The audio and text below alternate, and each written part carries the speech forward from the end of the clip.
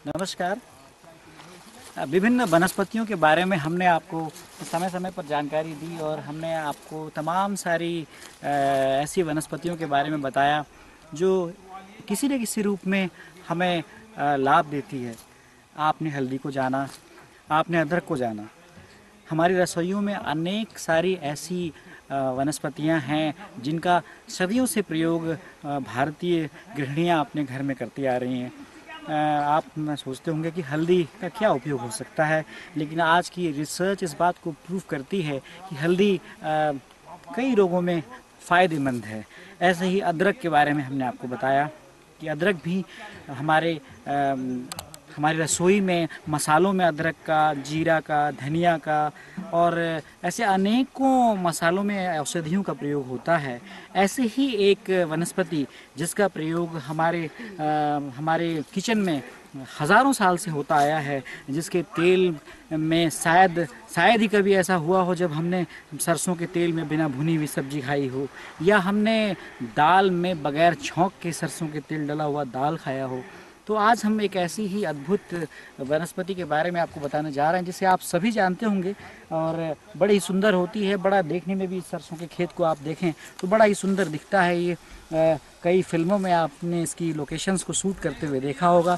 तो आज हम एक ऐसे ही हिमालयी क्षेत्र की तलहटी पे सरसों के खेतों के बीच में आपको आए हैं और हम आपको इस वनस्पति के औषधीय गुणों से आपका परिचय कराने का प्रयास करेंगे। आपको पश्चिमी हिमालय में इसे खेती किए जाने वाले इसके पौधे 2 से 4 फीट की ऊंचाई को लिए हुए होते हैं। इसमें आप देख रहे होंगे, इसमें पीले फूल लगे होते हैं।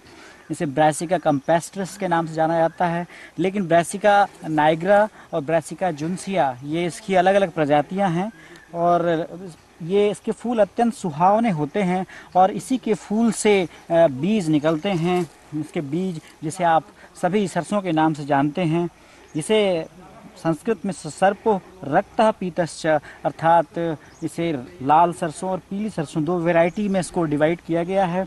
इसके बारे में कहा गया है कि ससर्पः कटुकः स्नेहुतुन्तुभश्च कंदबकः ससर्पः प्राज्ञे सिद्धार्थ इति कथ्यते। अर्थात संस्कृत में इसे गौर, ससर्प एवं सिद्धार्थ नाम से इसे बताया जाता है। इसमें 35 से 48% तक स्थिर तेल होता है, जबकि 0.27% उड़नशील तेल और सबसे ज़्यादा 20% तक इसमें प्रोटीन पाया जाता है। आप सभी जानते होंगे कि सर्दियों में सरसों के तेल की मालिश कर हम धूप में बैठते हैं तो इसके तेल का प्रयोग मालिश के काम में आता है। आमवात या गठिया जैसी अवस्थाओं में कपूर के साथ इसकी तेल की मालिश की जाती है। कपूर के साथ मिलाकर हमने इसके तेल की मालिश, हम इसको आमवात और बहुत सारी विभिन्न व्याधियों में अभ्यंग के रूप में करते हैं। संधिवात में भी सरसों के तेल की मालिश करते हैं, तिल के तेल की मालिश करते हैं। या स्निग्धता प्रदान करता है और स्निग्धता हमारे शरीर के लिए बहुत ही आवश्यक होती है। आप देखें इसकी फूल को देखें आप, कितने सुंदर दिख रहे हैं आपको ये। इसके अलावा यदि देखें तो इसके दीपन, पाचन और उत्तेजक प्रभावों को हम सदियों से देखते आ रहे हैं। इसके पत्तों का साग, सरसों के पत्तों का साग आपने सभी ने खाया होगा। ये बलकारक होता है, स्वादिष्ट होता है, कृमिनाशक होता है, वात का शामक होता है, लघु तीक्ष्ण कैश यानी बालों के लिए हितकारी, त्वक दोषहर एवं मेदोहर प्रभाव के कारण भी इसे जाना जाता है। किसी भी प्रकार की यदि गांठ हो तो गुड़, गुग्गुल और सरसों के बीज को बारीक पीसकर इसे फैलाकर, मिलाकर, पानी के साथ मिलाकर इसे कपड़े की पट्टी पर लेप कर यदि प्रभावित स्थान पर लगा दिया जाए तो वह गांठ घुल जाती है, यानी बहुत ही लाभ मिलता है। इसके अलावा कान में यदि उत्पन्न सूजन हो तो इस राई के आटे के साथ सरसों के तेल को मिलाकर प्रयोग कराने पर काफ़ी लाभ मिलता है। साधारण सरदर्द की स्थिति में भी सरसों के बीज का लेप यदि मस्तक पर लगाया जाए तो काफ़ी आराम मिलता है। इसके अलावा अर्श के रोगियों में भी जब मस से स्पर्श करने में पीड़ा दे रहे हों तो सरसों का तेल मात्र लगाने से काफ़ी लाभ मिलता है। गृद्धसी सियाटिका की स्थिति में वेदना वाले स्थान पर सरसों के बीज के चूर्ण का लेप लगाने से आराम मिलता है। हाथ पाँव में अचानक मोच आ जाए तो भी अरंडी के पत्ते के साथ सरसों के बीज का लेप लगाने से काफ़ी लाभ मिलता है। कट कर दिया ना। इस पे सूजन आ गई हो तो सरसों के तेल का प्रयोग राई के आटे के साथ अरंडी के तेल में मिलाकर देने से भी काफ़ी लाभ मिलता है। इसके अलावा सरसों का अनेक प्रयोग है। इसमें से हम इसका प्रयोग विष के प्रभाव को भी कम करने में इसका प्रयोग कर सकते हैं। ज्वर में या विषिका जैसे रोगों में मूर्छा जाने पर भी सरसों के बीज के चूर्ण का लेप काफ़ी प्रभावकारी होता है। किसी भी अंग में यदि गांठ बढ़ रही हो तो सरसों के बीज के चूर्ण को काली मिर्च के चूर्ण के साथ घी में मिलाकर लेप करने से गांठ का बढ़ना रुक जाता है। सरसों के तेल का 100 ग्राम या तिल के तेल को अच्छी प्रकार से उबाल लें। उबाल लेने पर जब उबाल आ जाए, कुछ ठंडा हो जाए तो 10 ग्राम राई, 10 ग्राम लहसुन और 1.5 ग्राम कपूर डालकर इसे ढक कर रख दें। ठंडा होने पर छान कर बोतल में भर कर रख लें और कान में 4 से 5 बूंद डालते रहें। स्राव दूर हो जाता है और जख्म भर जाता है। घाव या किसी प्रकार के फोड़े हों तो उसमें भी सरसों के बीज के चूर्ण का प्रयोग शहद के साथ करने से काफ़ी लाभ मिलता है।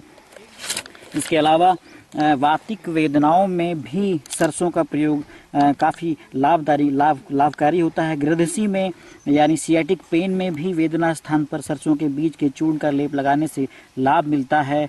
इसके अलावा मासिक धर्म की रुकावट में, मासिक धर्म में यदि कष्ट हो रहा हो या स्राव कम होता हो तो भी सरसों के बीज के चूर्ण को मिलाकर एक जल में डाल दें और उसमें स्त्री को कमर तक डूबे जल में बिठाने से लाभ मिलता है।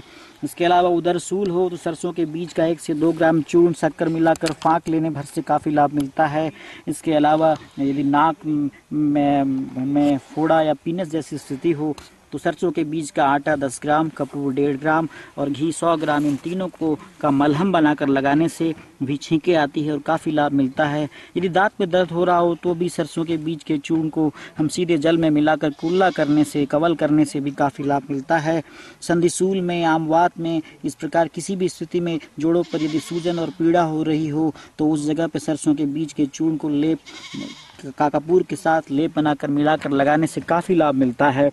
कहा जाता है कि रजिका, कफ, वातग्नि, दीक्षणोष्णा, रक्त, पित्त, कृत, किंचित रुच्छग्निदा, कंडु, कुष्ठ, कोष्ठ, कृमिन हरित भाव प्रकाश का यह रेफरेंस, यह संदर्भ सरसों के गुणों को बताता है। आप देख रहे होंगे सरसों के फूल कितने सुंदर यहाँ दिख रहे।